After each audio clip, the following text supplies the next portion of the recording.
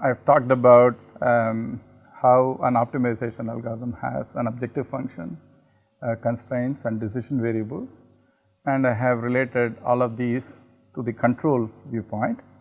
And then I also talked about how we get a discrete model of the process, so that we can put together this model predictive control formulation.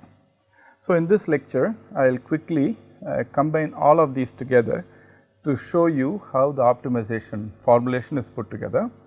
And the beauty of this model predictive control formulation is that since we have an optimization formulation and not an analytical expression for the control law, any optimizer can be used to solve this problem. So, if you find a more efficient optimizer, you can simply use this formulation with that optimizer. So, the accent in terms of the model predictive control material is more on the concepts of formulation and how do we formulate this problem, rather than the solution, which is a standard optimization solution that you can use. In fact, this makes it very nice, because we can come up with various nuances and enhancements in the formulation, and while we are doing this, we do not have to really worry about how we are going to solve this, right. So, ultimately once you put all of this together, if you have an efficient optimizer that can solve the class of problems that you are interested in solving from a model predictive control viewpoint, you simply give it to the solver to solve it. So, in that sense, in some sense, the solution to the formulation is kind of decoupled to some extent from the formulation. That makes it easier for us to conceptualize this formulation better. So, I am going to recap some of the things that we have seen as part of this module. So, here is one picture which talks about how this model is used. So, for example, if you have an output at the kth time instant, then that is working with this envelope here, which basically says to predict yk, you need to know uk minus 1, uk minus 2 all the way up to uk minus gamma. Now, if you want to predict yk plus 1, what you do is you simply move this one step ahead, and also this envelope is moved one step ahead. So, if I want to predict yk plus 1, you look at this envelope here. So, I need to know uk minus 1, uk minus 2 all the way up to uk minus gamma plus 1, because we have slided this up one more. Similarly, if I want to look at yk plus 2, I look at this envelope here. So, I slide this one, slide this one. So, I need values for uk minus gamma plus 2 all the way up to uk plus 1 for me to be able to predict yk plus 2. So, this goes on. So, if I am at time k, I still can write these expressions for yk plus 1, yk plus 2 in terms of inputs that have already occurred, which are here, and input that I am going to make now and future input. So, this is the key idea which we have talked about quite a bit. So, in other words, if I am interested in controlling my system and looking at how I am going to take my output values close to set points in the future, starting from yk plus 1, yk plus 2 and so on. Basically what it says is I can write these as functions of the current manipulated variable value that I should keep and future manipulated variable values I should keep. So, I can write these as a function of these manipulated variable values, which is what we have already talked about quite a bit in this series. So, now we have everything to put together this optimization formulation. As a recap, we are at the time t equal to k, and whatever control move that we are going to make at k, k plus 1, k plus 2 and so on, these will affect outputs in the future. So, they will start affecting the outputs at k plus 1 given k, k plus 2 given k. I already talked about given k, meaning we are at time t equal to k. Okay. So, these outputs up to yk plus p are going to be affected by the choices that I make, and the way I make my choices is that I am going to make a choice for uk plus 1, uk plus 2 all the way up to uk plus m minus 1. That means I am making m choices here, and then what I am saying is after I make this choice here, then I am going to say I am not going to make any more choices, I am going to let the input be at the same value. Okay. So, when we formulate this, all we need to find is values for uk plus 1, uk plus 2 all the way up to uk plus m minus 1. Those m values if I find, then I know that uk plus m is the same as uk plus m minus 1 and so on till the end, okay, till the prediction horizon. And we also said that it does not really make sense to go beyond the prediction horizon, because a change that I make here will only affect an output after this, but our prediction horizon itself stops here. And if you assume the systems are causal, strictly causal, then up to k plus p minus 1 you could have kept making these choices, but we use this as a tuning parameter and then say, though I could make choices up to k plus p minus 1 to affect all the way up to k plus p of the output, I am going to stop at k plus m minus 1 just as a matter of convenience, and I am going to use this m itself as a tuning parameter in my MPC formulation. So, that is what we decide to do here.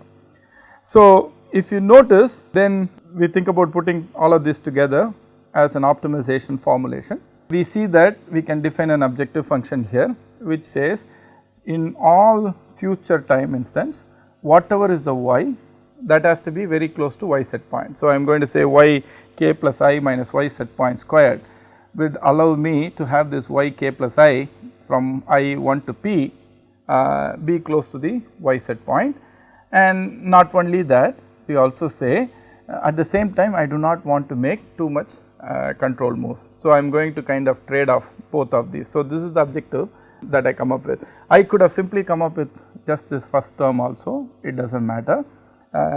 This is a more generalized formulation, and of course, you can make this even more general by adding terms for delta u and so on. So, that will not only say that I do not want to make very big control values, but at each instant I do not also want to make very big changes. So, if I want to have constraints that I want to impose on this, then I could either put them in constraints here, or I could add them in the objective function, and since I am minimizing this, all this delta u changes will also be minimized. Okay. So, there are two options, but traditionally people can put that in the objective function and then weight these various objective function terms and then correspondingly tune how aggressive I want my controller to be and so on. So, typically these two terms are definitely used. You could also use a third term delta u, and on top of it while you use it in the objective function, you can also put some constraints on u and delta u as a part of constraints also, it does not matter. Remember, the most important thing is once we have converted this into an optimization formulation, then you can pretty much do any of these things you want. You can add any number of constraints and so on, as long as you are able to pose problems that are solvable and meaningful. Now, when you look at this, so we talked about the objective function, we talked about constraints maybe on u, delta u and so on. And the third aspect of the objective function, the third aspect of the optimization formulation are the decision variables. And in this case, clearly I have to make a decision about uk, I have to make a decision about uk plus 1, k plus 2, k plus m minus 1. So, in a single variable case, I have these m decision variables that I have to choose. However, if you look at this formulation, it looks as if these do not participate here at all, other than here it does not participate here. But remember, these terms or these decision variables participate here through the model. So, that is the key idea, because depending on how I change my manipulated variable values, the output is going to change. So, y k plus 1 will depend on uk, y k plus 2 will depend on uk and uk plus 1, y k plus 3 will depend on uk, uk plus 1, uk plus 2 and so on, right. So, that dependence on the moves that I am going to make in the future and the current move that I am going to make is captured by the model. So, if I put this model into this term here, then you will see the decision variables not only come in the second term, the decision variables also come in the first term.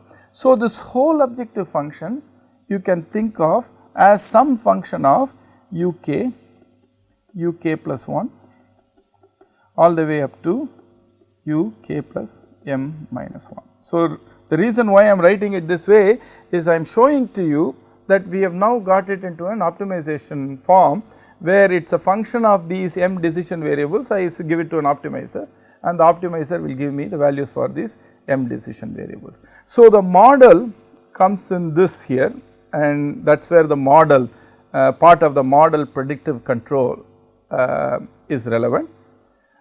The predictive part is here. So, how many outputs into the future that I am going to predict, and that is the predictive part here in model predictive control. And the control part is actually I am trying to find out what values I should keep for this uk plus 1 all the way up to uk plus m minus 1, right. So, these are the control inputs. So, once I identify these values, then I can actually control my system. That is where the control part of this model predictive control comes into picture. So, you see how this is different from your standard PID control, in the sense that there is a prediction horizon. It is not just immediate concern I have a concern about optimizing over a prediction horizon, and I am explicitly using a model for doing this control. I showed this before in one of the lectures, just to kind of bring that back here, so that we understand all of this comes together in model predictive control.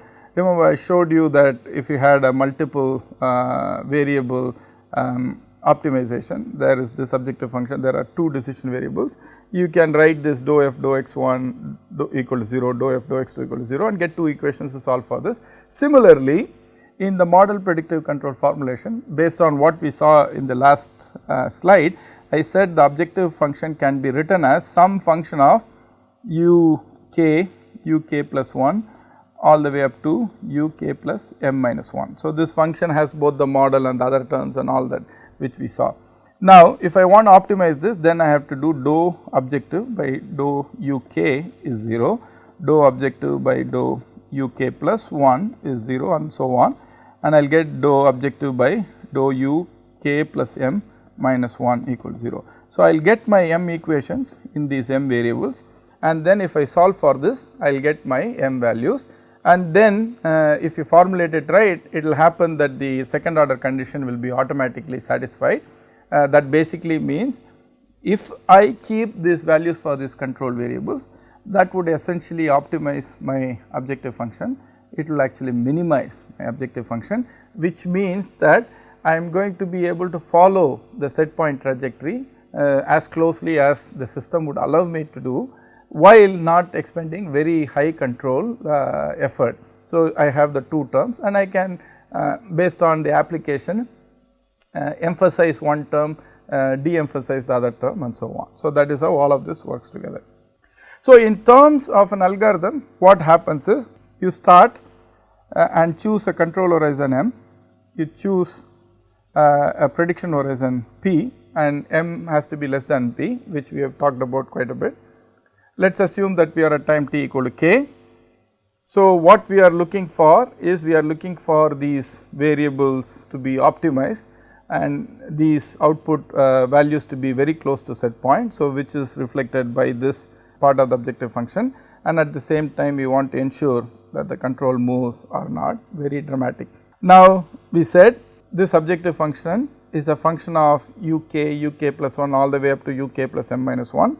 So, you optimize this is where you simply give it to a solver. So, we are talking about a formulation here, and the actual solution is really sent to an optimization solver, which will solve for this, and then it will give you the optimal control moves u star k up to u star k plus m minus 1. Notice that all of these control moves you are going to get at time t equal to k. So, at time t equal to k, you really need only one decision to be made, right, which is I have to implement a control move here. So, what you will do is you will implement this, okay, and then wait, and then you will go to t equal to k plus 1, and you will repeat this process and so on, and you will keep controlling your process. So, that is the way MPC algorithm works. Now, one question that you could ask is, if I am going to implement only one control move, why did I compute all of these control moves at time k? So, I will answer this question through two important points that I want to make. The first one is, forget why we compute all of this at t equal to k. but let us see what makes sense in terms of implementation, right. So, if I am sitting at time t equal to k and I have what is called this move plan, which is I have u star for k all the way up to u star k plus m minus 1. One option is to not look at this process till u t equal to k plus m, and then simply implement this move plan and keep implementing this move plan, and then once this move plan is exhausted, again do a batch of move plans and then keep doing that. So, that is one option. The disadvantage with that option is the following: when we make this decision for this move plan, we are sitting at time t equal to k. So, all the information that I have till now with me has been collected till time t equal to k, and I made my move plan, right. Now, at t equal to k plus 1, I have got more information, right, because I have got another output value y k plus 1, right, and at t equal to k plus 2, I got even more information, I have y k plus 2. Now, if I stick to my original move plan, then all this information that is coming in the future, I am simply going to ignore, I am not going to take advantage of this.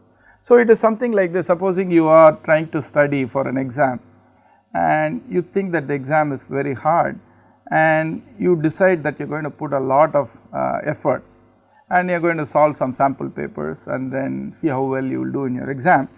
Let us say you start studying today and you plan for a week, and so after one day of studying you take a sample paper and do this, right.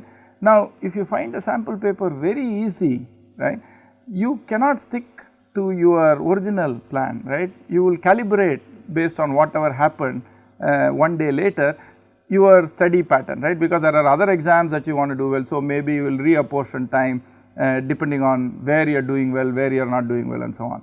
Similarly, if you did very poorly in the sample paper, then you know the effort that you have planned for this is not enough, so you will redo this. So, in that sense, it makes most sense to basically keep re-evaluating what is happening and not stick to your original ideas, and as and when there is new information that comes in real life, what we will do is we will recalibrate our plans and thinking based on that new information, right. If I say I am going to play for the next 1 week cricket and it starts raining, clearly you cannot do it. So, we have to re-evaluate plan, maybe I cannot play cricket, I have to do something else, and so on, right. So, that is an important idea for having a move plan, right, and only implementing the first move. Now, let us ask the flip question and say, if I have only one plan move that I am going to implement, why do I find all of these values is another question you could ask.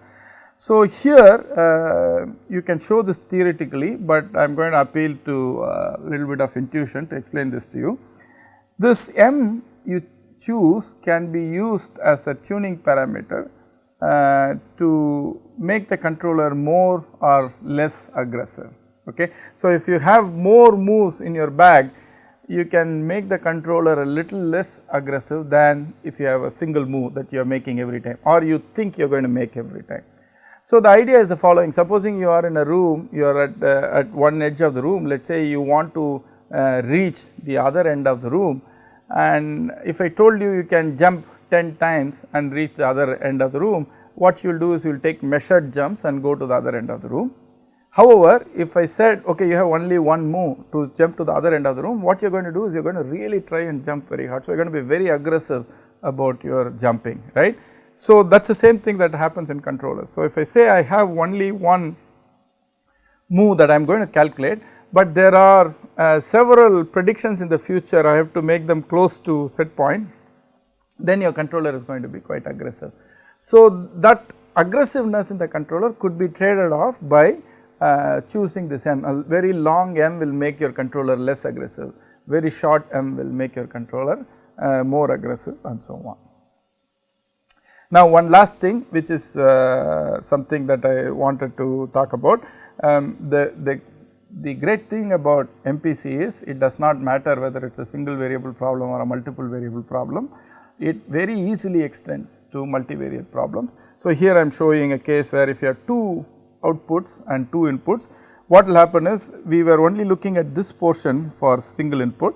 Now, when you have multiple inputs and multiple outputs, for each output you will also add on the effect of the other input, and you will also add the other outputs and the effect of this input here and this input here. Now, notice how this is structured, right. All of this simply adds on because we are assuming the underlying processes to be linear. So, it is a very simple extension to multivariate cases. Now, in the multivariate case, what will happen is everything else will remain the same, except now if I had single variable and a control horizon of m, I had m decision variables. If I have 2 inputs and if I have a prediction horizon of m, then I will have 2m decision variables to choose values for. M values for u1 in from the current move till m k plus m minus 1, and m values to choose for u2 from the current k to k plus m minus 1. Okay. So, basically everything else remains the same, except that the number of decision variables that you are going to use increases by corresponding to the number of inputs that you are going to use. So, once that is done, then everything else is done in the same way. So, this is one of the major attractions of MPC, because when you go from CISO to MIMO control, you do not need much more sophistication. The basic ideas simply translate. So, in terms of a summary, the unique features of MPC that help us are use of an explicit model, use of a moving horizon, and explicit optimization to calculate control modes. This is something we have talked quite a bit about. The advantages are easy to incorporate constraints, I talked to you about. Extension to multivariable case is straightforward, which I showed you in the last slide, and extension to nonlinear problems is also straightforward, because remember at the beginning of this lecture I said we can make the formulation however complicated we want, right. We can take a model which is nonlinear. So, from a formulation viewpoint, nothing is going to change, except that instead of a linear model I am going to say there is a nonlinear model.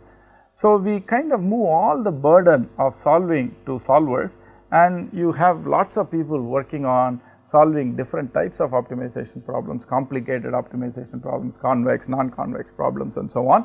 So, you can basically take advantage of all the advancements that are taking place in the optimization area, and then use that in solving MPC problems. So, in that sense I do not have to generate new theory if I want to solve nonlinear problems, whereas traditional approaches, whenever you go to a nonlinear problem, you are forced to develop a new theory, and the new theory will depend on the type of nonlinearity you are looking at and so on, and there will be lots of restrictions in terms of what kind of nonlinearities can be addressed, how do you address them. So, you will require different tools for different types of nonlinear problems and so on.